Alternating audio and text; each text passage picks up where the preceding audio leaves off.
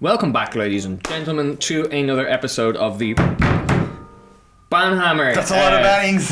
Yeah, I have a feeling like that some cards are just going to completely just get the Banhammer, just stay banned. I don't think for the list of cards that we've been looking at for the last few days, not likely that any of these are going to get too much reprieve. I'm back with Carl and Yaman.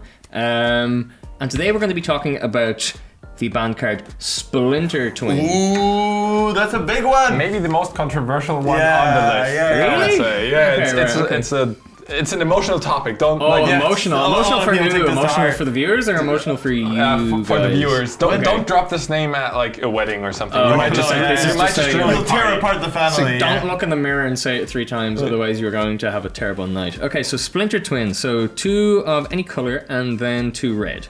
So an enchantment aura, enchant creature. Enchanted creature has tap, put a token that's a copy of this creature onto the battlefield. That token has haste, exile it at the beginning of the next end step. Splinter Twin was printed in 2010 and banned in 2016. So it had a 6-year kind of span where it was able to kind of like stay alive and do things. Really? All right, okay. From your comments, I feel like you don't play degenerate decks usually, do you? I wouldn't say it's a...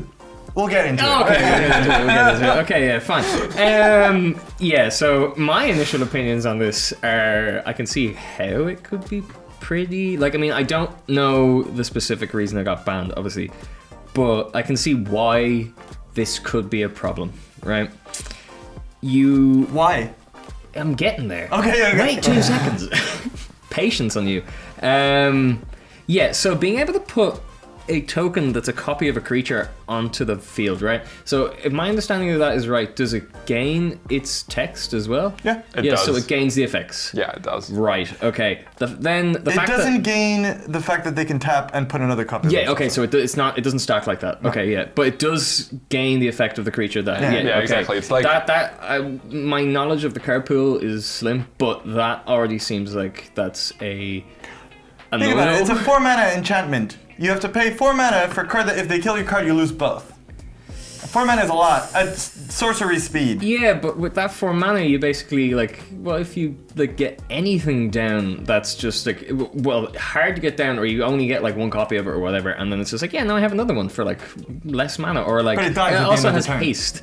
Yeah, but are you gonna make it to the end of the turn? Is that's the question, right? I don't know.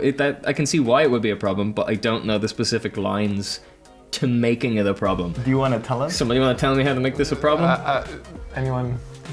Okay, I'll do it. Thanks, Ian. The cost of creating that token is tapping, right? Yeah. And so if you can find a way to conveniently untap your creature, then that. Oh god, you can keep doing it. You can keep doing it. There's a few creatures in Magic, and they're really conveniently cost at 3 mana, which is right under the 4, and you can play them at the end of your turn at instant speed. That when they enter the battlefield, they tap or untap a permanent, so they'll enter, and then you'll play one at the end of the turn. Mm-hmm. You'll put this enchantment on it, and then you will tap, create another one, but it untaps it. So you'll tap, create another one, and it untaps it. So it's a 2-card combo that you could fit in almost any deck, and I think that was more the problem. The combo per se is not that crazy powerful. There's a lot of other combos in Magic. Yeah, it was jammable like an engine. The cost of including it in your deck is so low because the creatures themselves are not that bad. And you're just playing this enchantment that sometimes is, as you described, not that horrible. This card is like salt and pepper. It goes on every dish. No, for the while there was Grixis Twin. The control decks were like, oh wait, I can just fit this in my control deck as well. I saw Merfolk with Twin. There was a Twin Elves list, believe it or not. Over 13% of the metagame were running this as the main game plan, and some were writing it in the sideboard. So and then people were trying to one-up each other with I'll be even slower, but I'll still include this combo. Or I'll put Tarmogoyf in my deck with this combo. For the longest time, you could easily get rid of the combo. Pestermite wasn't Pestermite is a 1 toughness creature, so it was very easily killable. And then people caught on that Deceiver Exarch was the much better target for it because it had 4 toughness and didn't die to Lightning Bolt. Which was the main removal spell played in the format, right? And so the biggest downside of the card still kept it in check against certain decks, which is if you just kill the creature that you put Splinter Twin on, then both cards just go. Obviously, Splinter Twin players being aware that this is like their main weakness, and then they just found a way around it. They deviated from pure combo builds into weird beatdown decks with combo. See, that was a problem. Originally, it was just I kind of controlled the board until I put the combo. But in general, you couldn't play Timor without playing this. You can play any of the blue-red, any of the red-white Jeskai decks without playing it. It was just in everything. So they had to just pull the plug at some point. Anything that could facilitate it was just jamming it in. Yeah, and personally, it felt like a development to me. It felt like at the start, people were like, jamming this combo, wow, this is so awesome. And then it developed slowly, like people started realizing what they could do. And so I think the card, if people had seen the card for what it is, a splashable engine, it would have been banned sooner. Yeah. But the way the metagame developed, it wasn't a current, because against the pure combo builds, interaction was easy and aggro them out before they do their thing. It was like the best card against the deck. It wasn't counterable. It wasn't counterable. It removes any of the combo creatures. You're done. Like, so it's, as soon as they realized they could put this in everything, or suddenly Abrupt Decay is like, yeah, nice job keeping up your Abrupt Decay. I'm gonna deploy my like 5-mana Keranos or something.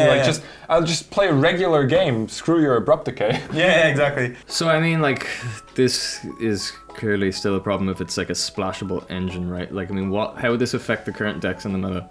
That's the controversial part, I think. Oh, really? Because there's the one half of the players is like, wow, this is going to be totally fine. It's going to be like Modern has gone so strong. Modern Horizons 2, Splinter Twin got nothing on Ragavan. And then the other half of the player recognizes it as the splashable engine and is they get flashbacks from it. They're like, oh no, all the decks, no, you spilled the spice everywhere. It really feels like most of the decks I can think of at the top of the metagame that either play blue or red would just have this anyways. Murktide is the main deck already. The 4-color deck would probably play this also. Yeah.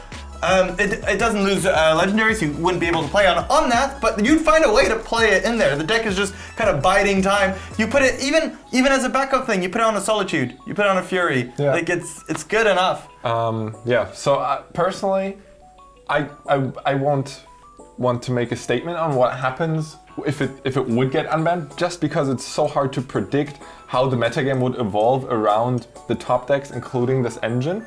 But the prediction I think I could make is that it would see play for sure. Like, it would facilitate itself in some way, but it's really hard to predict where it would strike. I think how it would develop. I don't know for sure. As Yamin said, it's really hard to say. But there's this other card called Stoneforge Mystic. And when they unbanned it, everyone was like, what are they thinking? This card is so broken. You get an artifact, you can just use that and an artifact. You need to play one big artifact in your deck, you flash it in, it's kind of combo that you can put into every deck. And it turned out that not every deck's game plan was good for it. It's played in some very powerful decks, but it's not the most broken card in the format. I think this goes a little tiny bit further, because you are playing 4 of a not so good card, but mid-range has needed a bit of a pump, and I think mid-range decks in general would do a little bit better. But it's really hard to tell what it does in the format. Okay, so keep it banned or lift the hammer? Keep it banned. Keep it banned. Keep it absolutely. Yeah. Don't risk the. Yeah. Why ruin everything for something that would not really create its own archetype per se, and just I don't know. It doesn't add to diversity. That's the problem. The main thing we're looking at is diversity. This is diversity, right? And this would just make, if it does work well, it means a lot of decks would just end up having the same game plan. Yeah. If you keep it banned, those decks can just be their own selves. Yeah. Be their best themselves. That's always going to be the problem with splashable engines, is that like it does kind of like rein in the format a little bit, because like you're kind of like, I'm expecting to see this. Yeah. So you know a little bit more. You're like, I know that I have to play against this. It makes all the gameplay feel the same. But that is the problem then as well, because you do get to the point where you're like, oh yes, I have to sit through this again. Luckily, you just put a card on the other and then it's done. But yeah, just for those at home, the thing about this card is it's not that it would absolutely break the format. It's just, if it is good, why risk ruining the diversity of the metagame? It's a fun card, but we just don't want to play against it every time. Yeah, that's how you make a meta get stale quickly, I think, is when everybody's playing the same package. Yep. But Yeah, perfect. Thanks, guys. Learning bit by bit as we go on day by day. If you guys like learning about these cards and our terrible opinions, like, subscribe, comment, and let us know just how bad our opinions are. Thanks very much, guys, and I'll see you next time.